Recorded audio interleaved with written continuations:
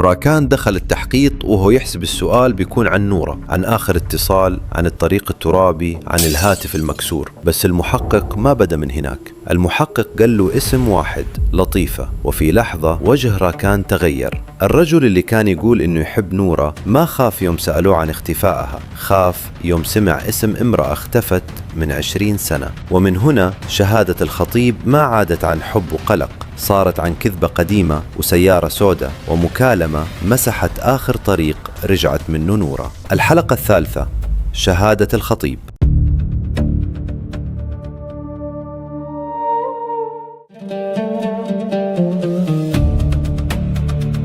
كلهم قالوا نفس الجملة.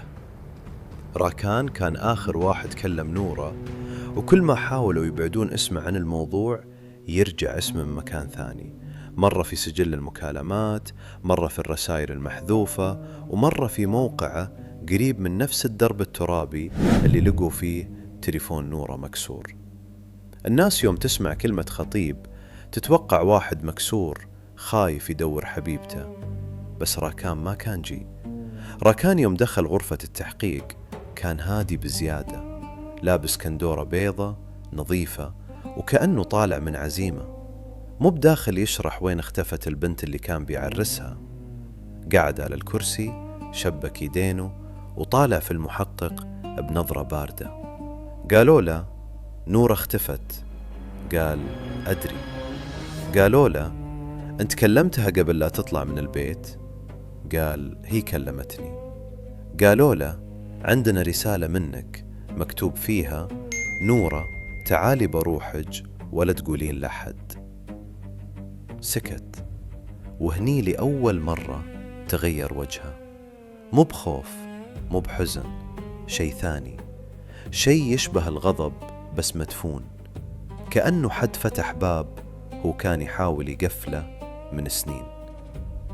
قال المحقق راكان تبينا نصدق انه خطيبتك اختفت وانت مرسل لها رسالة تطلب منها تطلع بروحها وبعدها تمسح المكالمات؟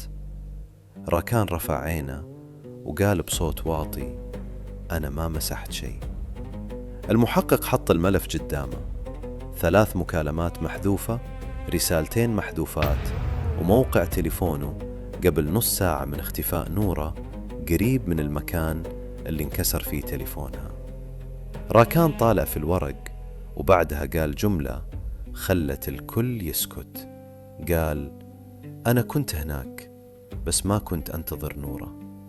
المحقق سأله عيل منو كنت تنتظر؟ راكان ما جاوب بسرعة، تنفس ومسح على وجهه كأنه الكلام ثقيل عليه. قال كنت أنتظر حرمة. قالوا له منو؟ قال ما أقدر أقول. وهني صار راكان من خطيب مشبوه إلى رجل يخبي اسم لو انقال يمكن يقلب القضية كلها. بس المشكلة أنه الكل كان يعرف أنه راكان يغار على نورة، كان يغار من طلعاتها، من شغلها، من تليفونها، حتى من سكوتها.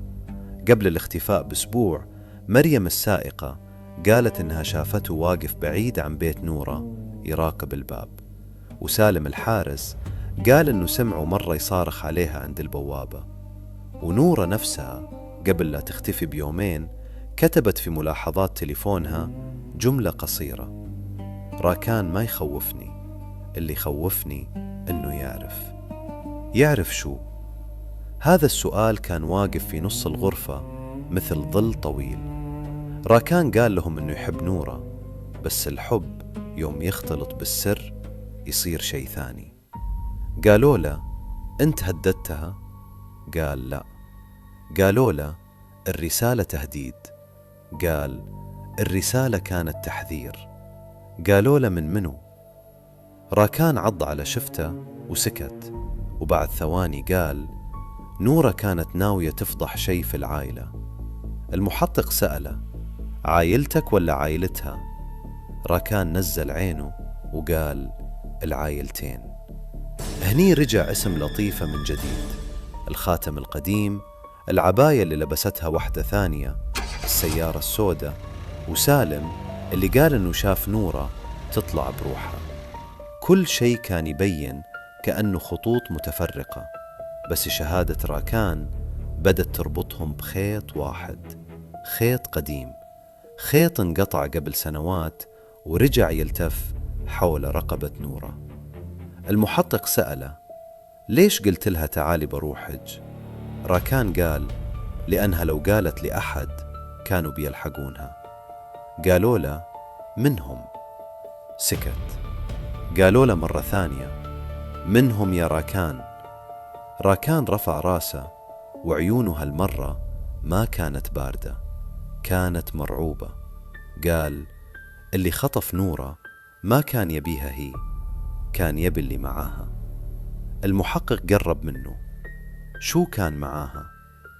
راكان رد بعد صمت طويل، قال: ملف صغير فيه صور قديمة ورسالة بخط لطيفة، وآخر مرة شفت فيها نورة كانت تقول لي إنه أختها تعرف وين النسخة الثانية.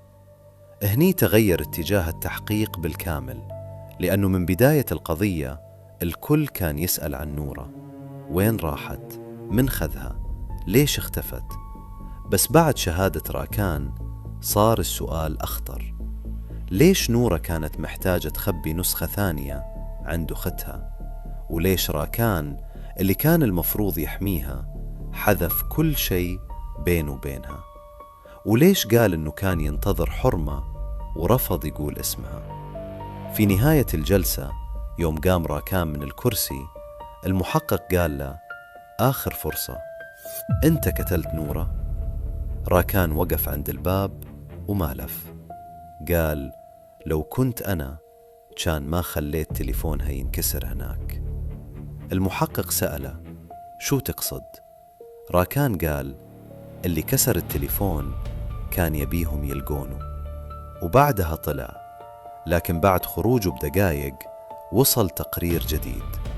التقرير قال إنه آخر رسالة انحذفت من تليفون نورة ما كانت من راكان، كانت من رقم ثاني، رقم مسجل باسم أختها. الرسائل المحذوفة كانت أول شيء خلى العيون كلها تروح صوب راكان. مو برسالة واحدة ولا مكالمة واحدة، في تواصل كامل اختفى من تليفون نورة قبل اختفائها بساعات، كأن حد دخل بين السطور وشال كل كلمة ممكن تشرح شو صار. المحقق حط نسخة السجل قدام راكان، قال له: شوف الوقت، 7:42 مكالمة منك لنورة، 57 رسالة محذوفة، 8:03 مكالمة ثانية، 8:09 رسالة ثانية محذوفة، و8:17 تليفون نورة طفى. راكان كان يسمع بس وجهه ما تغير. قال: أنا كلمتها صح؟ قال المحقق: وقلت لها تطلع؟ قال: قلت لها لا تطلع من الباب الرئيسي. المحقق وقف لحظة: يعني أنت كنت تدري إنها بتطلع؟ راكان تنفس ببطء، قال: هي قالت لي إنها ما تقدر تقعد في البيت دقيقة زيادة. قال المحقق: ليش؟ راكان سكت، وهني السكوت صار جواب. المحقق قلب صفحة ثانية من الملف، فيها صورة من كاميرا قديمة عن طرف الشارع. الصورة مو بواضحة، ظل بنت بعباية سودة، وبعيد عنها سيارة واقفة مطفية الليتات. السيارة ما كان فيها رقم واضح، بس كان في شيء واحد واضح: راكان كان قريب من المكان. قال المحقق: أنت كنت في هالشارع؟ راكان قال: كنت قريب. قال: ليش؟ قال: نورة طلبت مني إياه. قال المحقق: وين الرسالة اللي طلبت فيها؟ راكان قال: انمسحت. المحقق ابتسم ابتسامة خفيفة: كل شيء يفيدك انمسح. راكان رفع عينه وقال: وكل شيء يديني بقى. هالجملة خلت المحقق يسكت، لأنها كانت صح. لو راكان كان يبي يمسح، ليش يخلي رسالة تعالي بروحج؟ ليش يخلي موقعه قريب؟ ليش يخلي آثار تكفي تخليه أول مشتبه؟ يا إنه غبي، يا إنه واثق، يا إنه حد ثاني رتب المسرح عليه. بس المشكلة راكان ما كان بريء. في مكالمة قصيرة بينه وبين نورة قبل الرسائل المحذوفة، قدرت الشرطة تسترجع منها جزء من الصوت، 3 ثواني بس. صوت نورة كان مرتجف. قالت لا تقول اسمه. بعدها انقطع التسجيل. المحقق شغل المقطع مرة ومرة ثانية ومرة ثالثة. راكان في كل مرة كان يطالع الطاولة، ما يطالع المحقق ولا يطالع الجهاز، كأنه يعرف الصوت ويعرف الجملة ويعرف الاسم اللي بعدها. قال المحقق اسم منو يا راكان؟ راكان قال ما سمعت. قال المحقق انت سمعت أكثر منا. قال لا تحطون الكلام في حلجي. قال المحقق نورة قالت لا تقول اسمه، منو كان اسمه بيطلع؟ راكان شد قبضته. قال في ناس إذا طلع اسمهم ما يضيعون شخص واحد، يضيعون بيت كامل. قال المحقق بيت منو؟ راكان قال بيت نورة، وبعدها ضاف وبيتي. المحقق سأله عن الرسالة الأولى اللي انحذفت من تليفون نورة. راكان قال إنها كانت صورة مو بكلام، صورة قديمة فيها 4 أشخاص واقفين عند بحر، رجل، حرمتين، وطفلة صغيرة. المحقق سأله منو في الصورة؟ قال ما كنت أعرف أول ما شفتها. قالوا بعدين؟ راكان قال بعدين عرفت إن واحدة من الحريم هي لطيفة. اسم اللطيفة رجع كأنه حجر اندرمى في ماء راكد. في الحلقة اللي قبل ظهر خاتم لطيفة في سيارة مريم، والحين راكان يقول إنه صورة لطيفة كانت في تليفون نورة قبل الاختفاء بساعات. قال المحقق شو علاقة لطيفة بنورة؟ راكان قال هالسؤال نورة كانت تدور جوابه. قال المحقق وإنت؟ راكان قال أنا كنت أحاول أمنعها. قال ليش؟ راكان سكت. قال المحقق لأنك خايف عليها؟ راكان هز راسه. قال لا، كنت خايف منها. هني تغير كل شيء، مو من نبرة صوته، من اعترافه. الخطيب اللي يقول إنه يحب نورة يعترف إنه كان خايف منها. قال المحقق خايف من خطيبتك؟ راكان قال نورة يوم تعرف الحقيقة ما تسكت، وهي وصلت لشيء لو طلع بيكسر ناس كبار. قال ناس كبار في العائلة؟ راكان قال وفي غير العائلة. المحقق قرب الملف منه. قال الرسائل المحذوفة فيها تهديد؟ راكان قال لا، فيها ترجي، كنت أترجاها توقف. قال المحقق ونورة؟ راكان قال قالت لي كلمة واحدة. قال شو قالت؟ راكان بلع ريجه. قالت تأخرت يا راكان، انت اخترت طرفك. قال المحقق أي طرف؟ راكان ما رد. بس بعد دقائق وهم يراجعون نسخة احتياطية من حساب نورة، لقوا جزء من رسالة كانت محفوظة في المسودات. نورة كانت كاتبة إذا اختفيت لا تصدقون راكان بسرعة، هو يعرف الباب اللي دخلوا منه. المحقق رجع يطالع راكان. قال له أي باب يا راكان؟ راكان جلس ساكت فترة طويلة، وبعدها قال الباب الخلفي للبيت. قال المحقق بيت منو؟ راكان قال بيت نورة. قال المحقق منو دخل منه؟ راكان رد بصوت واطي. قال أنا دخلت منه مرة، بس مو بروحي. قال المحقق مع منو؟ راكان رفع عينه وقال مع أختها. راكان قالها بهدوء دخلت البيت من الباب الخلفي مع أختها. الغرفة صارت ساكتة، حتى المحقق ما سأله بسرعة، لأنه اسم الأخت كان من بداية القضية موجود بس بعيد، كأنها واقفة على طرف الحكاية تشوف الكل يغرق وما تقول شيء. قال المحقق: تقصد أخت نورة؟ راكان قال: إيه. قال: متى؟ راكان نزل عينه على الطاولة. قال: قبل الاختفاء ب3 ليال. قال المحقق: ليش دخلتوا من الباب الخلفي؟ راكان قال: لأنه نورة كانت نايمة فوق. المحقق ابتسم بسخرية: داخل بيت خطيبتك من وراها مع أختها وهي نايمة؟ راكان رفع راسه بسرعة. قال: لا تفهمها غلط. قال المحقق: ساعدني أفهمها صح. راكان مسح على وجهه. قال: أختها هي اللي دقت علي، قالت لي إنه نورة تغيرت، ما تنام، ما تاكل، تقفل باب غرفتها بالساعات وتفتش في صناديق قديمة تخص أمها. في البداية حسبتها غيرة بين خوات أو مشكلة عادية في البيت، بس يوم وصلت أختها كانت واقفة عند الباب الخلفي ويدها ترتجف. قالت لي راكان: لازم تشوف اللي لقته نورة. دخلنا المخزن الصغير اللي ورا المطبخ. هناك كانت الصناديق، غبار، ملفات قديمة، صور ملفوفة في قماش، وريحة بيت يخبي أكثر من اللي يبين. أخت نورة طلعت ظرف بني وقالت لي: هذا اللي خلاها تنهار. في الظرف كانت صورة لطيفة، نفس الحرمة اللي ظهر خاتمها بعدين، بس الصورة ما كانت المشكلة. المشكلة كانت خلف الصورة، مكتوب بخط يد قديم: البنت ما ماتت، البنت تبدلت.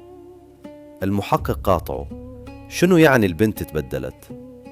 راكان قال: هذا اللي نورة كانت تحاول تفهمه. في البداية ظنت أنه الموضوع عن لطيفة، بعدها بدأت تظن أنه الموضوع عنها هي. المحقق قال: عن نورة؟ راكان هز راسه. قال: نورة اكتشفت أنه في سنة ولادتها صار شيء ما حد يتكلم عنه، ملف طبي ناقص، شهادة قديمة فيها تعديل، واسم ممرضة اختفى من كل الأوراق. قال المحقق: وإنت شو علاقتك بكل هذا؟ راكان سكت شوي، بعدها قال: أبوي كان يعرف لطيفة. الجملة نزلت ثقيلة. المحقق وقف يكتب. قال: أبوك؟ راكان قال: إيه. قبل ما أقولها لكم كنت أعرف إنكم بتشوفوني متورط، بس الحقيقة إني كنت أحاول أحمي أبوي. قال المحقق: من نورة؟ راكان قال: من الفضيحة. المحقق قال: يعني كذبت عشان أبوك؟ راكان قال: كذبت عشان أكثر من شخص. هني بدت نسخة راكان. قال إنه ما هدد نورة، ما خطفها، وما كسر تليفونها. قال إنه حاول يمنعها من مقابلة الشخص اللي وعدها بالحقيقة. قال إنه نورة وصلت لرقم قديم، مخزن باسم مختلف، وكل ما تدق ما يرد، لين في ذاك اليوم وصلتها رسالة: تعالي بروحج. نفس الجملة تقريبا، بس مو من راكان. راكان يقول إنه شاف الرسالة في تليفونها قبل لا تنحذف، وإنه كتب لها بعدين: نورة تعالي بروحج ولا تقولين لحد. قال المحقق: ليش تكتب لها نفس المعنى؟ راكان قال: لأني كنت أحاول أسبقهم. قال: تسبق منو؟ قال: اللي كان يراقبها. المحقق قال: راكان، كل كلامك يدور حول ناس مجهولين. اللي ناس كبار، قول اسم. راكان ضحك ضحكة قصيرة بلا فرح. قال: لو الاسم ينقال بسهولة كان نورة ما اختفت. وبعدين كمل. قال إنه نورة دقت عليه وهي طالعة من البيت، كانت تمشي بسرعة، صوتها كان متقطع. قالت له: سالم شافني؟ راكان قال لها: لا تمشين من الدرب الترابي. قالت: ما عندي خيار. سألها: وين أختج؟ قالت: لا تدخلها. سألها: الملف معاج؟ سكتت، وبعدها قالت: راكان، إذا صار لي شيء لا تصدقهم. قال لها: منو هم؟ قالت أنت تعرف. وبعدها انقطعت المكالمة. المحقق قال ليش ما بلغت الشرطة؟ راكان قال لأني وصلت المكان بعدها بدقايق. قال وشفتها؟ راكان سكت. قال المحقق شفت نورة؟ راكان قال شفت عباتها. قال وين؟ قال عن طرف الدرب على الأرض، بس نورة ما كانت فيها. المحقق قرب منه. يعني العباية اللي لبستها الحرمة في سيارة مريم؟ راكان قال يمكن. قال المحقق وبدل ما تبلغ شو سويت؟ راكان قال دورت عليها. قال بروحك؟ قال لا. قال المحقق مع منو؟ راكان تردد. بعدها قال مع سالم. اسم سالم رجع مرة ثانية. الحارس اللي قال في الحلقة الأولى أنه شاف نورة تطلع وحدها، طلع حسب كلام راكان كان معه في نفس الليلة. المحقق قال سالم قال ما شافك. راكان قال لأنه لو قال بينسأل ليش كان بعيد عن البوابة. قال المحقق وليش كان بعيد عن البوابة؟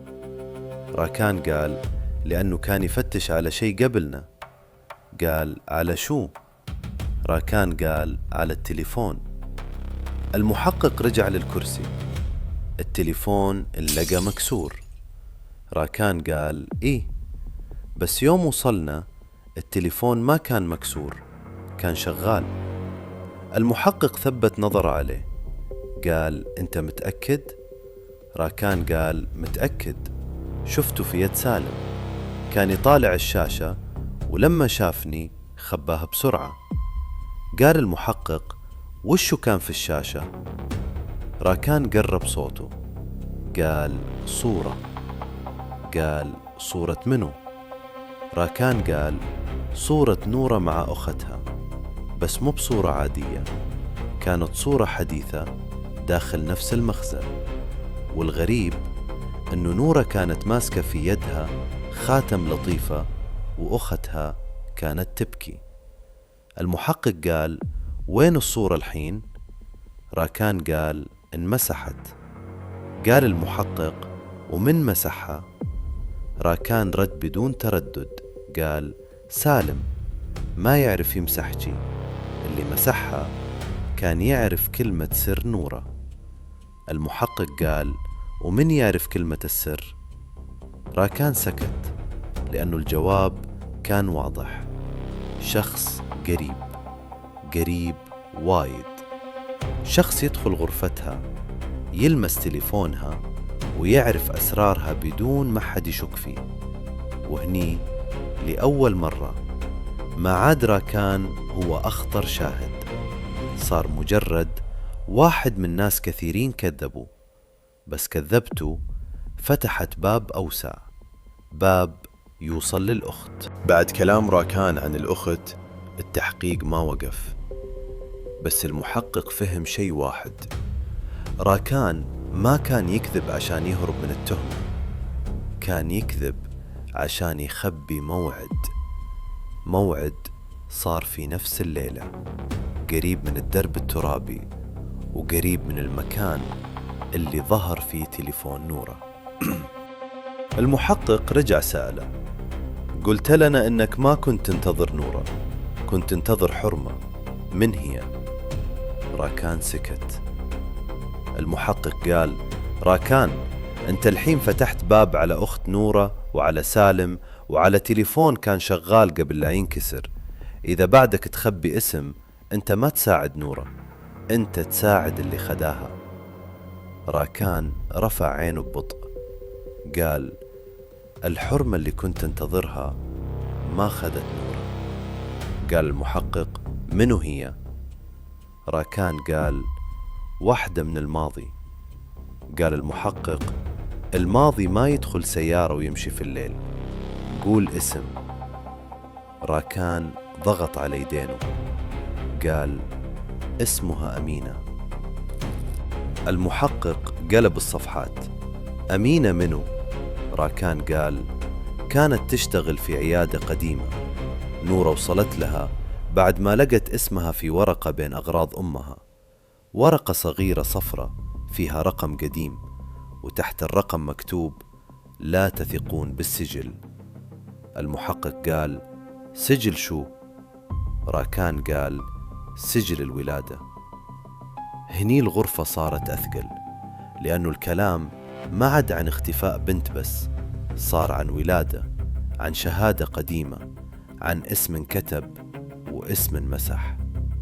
قال المحقق: نورة كانت تشك في نسبها؟ راكان قال: لا. نورة كانت تشك انه في بنت ثانية دخلت مكان بنت ثانية. قال المحقق: منو البنت؟ راكان سكت. قال المحقق بصوت أكسى: نورة؟ راكان ما جاوب، بس عينه قالت انه يعرف أكثر. كمل بعد لحظة قال: أمينة وافقت تقابلني أنا، مو بنورة. قالت إنه نورة صارت متهورة، وإنها لو كملت بتجر ناس ما يرحمون. قال المحقق: ليش أنت؟ قال راكان: لأنه أبوي كان يعرفها. قال: يعرف أمينة ولا لطيفة؟ راكان قال: الاثنين. وهني رجع اسمه هو بعد ما حاول يبعده: أبوه، لطيفة، أمينة، نورة، كلهم صاروا في خط واحد. قال المحقق: وين صار الموعد؟ راكان قال: عند الاستراحة المهجورة ورا الدرب. قال المحقق: أي وقت؟ راكان قال: بعد 8 دقايق. قال: يعني بعد ما طفى تليفون نورة؟ راكان قال: إيه. قال: وانت هناك شو استلمت؟ راكان تردد.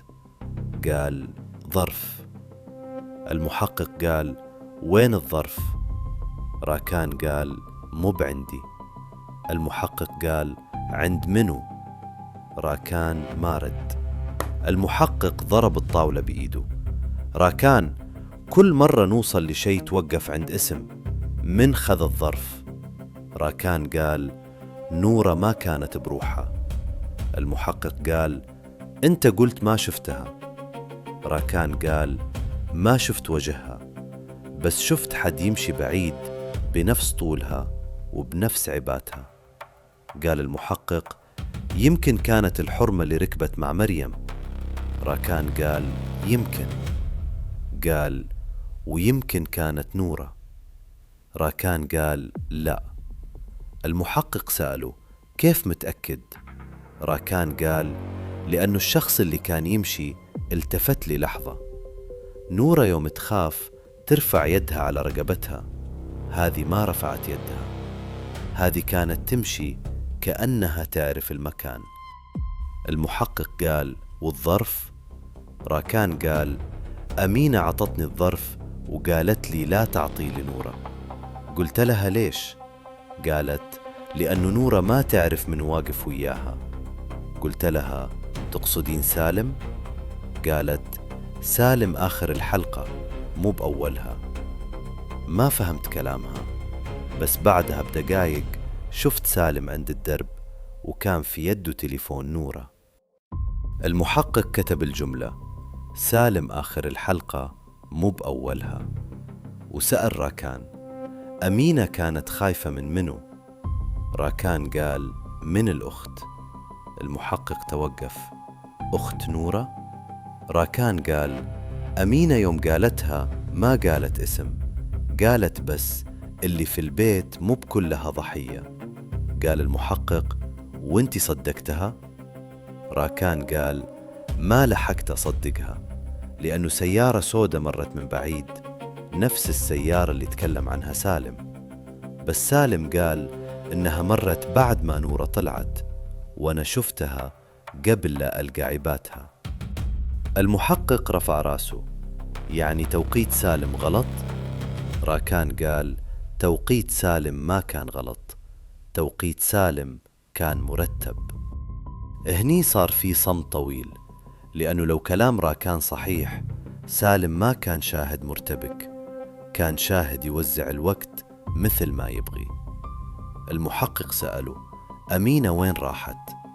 راكان قال: ركبت سيارة صغيرة وطلعت. قال: رقم السيارة؟ قال: ما شفته. قال: وليش ما ذكرت اسمها من البداية؟ راكان نزل عينه. قال: لأنها قالت لي جملة قبل لا تمشي. قال المحقق: شو قالت؟ راكان قالت: إذا تبغي نورة ترجع حية لا تفتح ظرف لطيفة قدام الشرطة. المحقق سأله: وفتحته؟ راكان هز راسه. قال: لا. قال: وين هو الحين؟ راكان سكت. المحقق قال: راكان قال: خبيته. قال: وين؟ راكان رفع عينه. قال: في مكان نورة نفسها ما كانت تعرفه.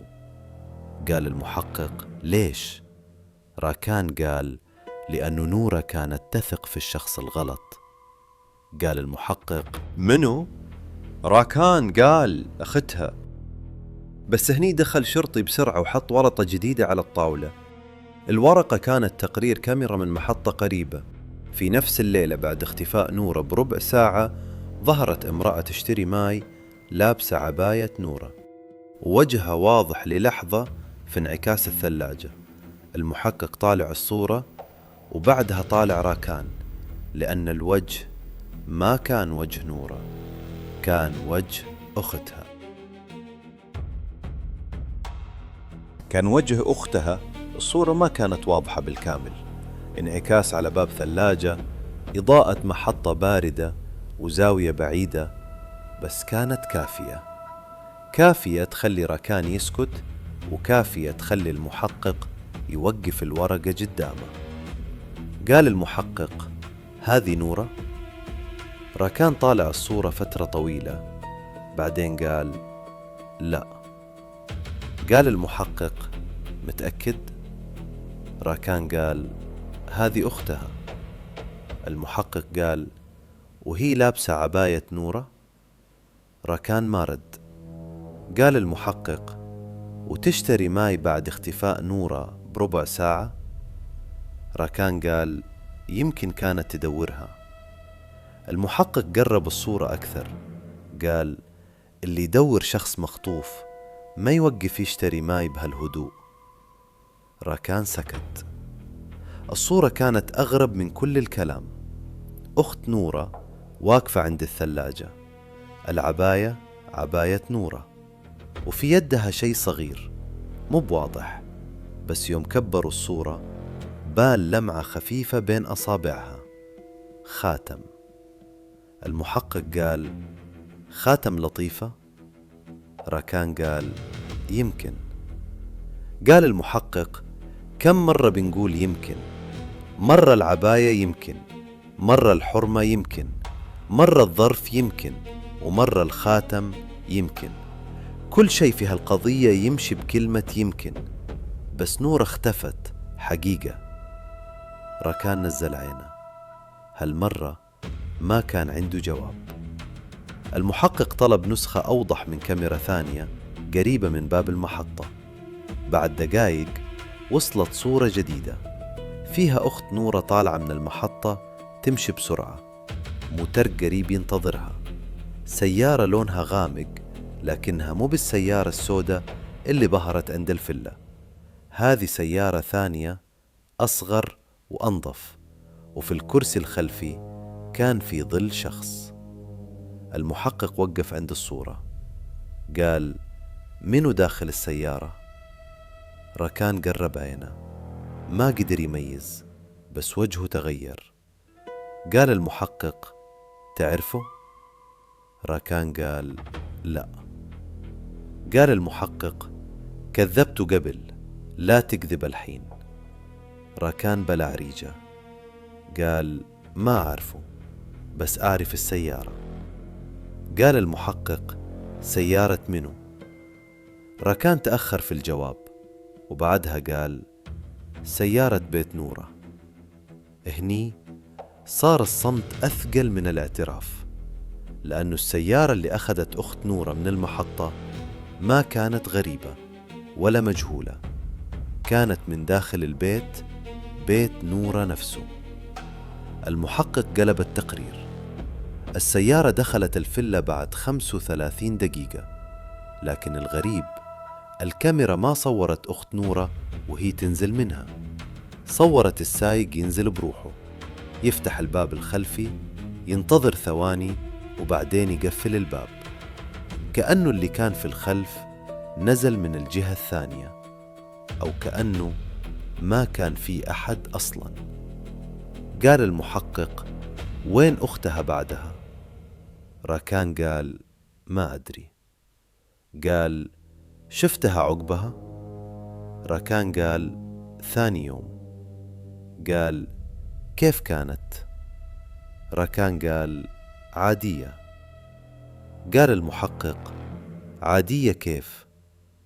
راكان رفع عينه قال: عادية زيادة، ما سألتني وين نورة، ما قالت لي شيء عن الدرب، ما سألت عن التليفون، بس قالت لي جملة واحدة.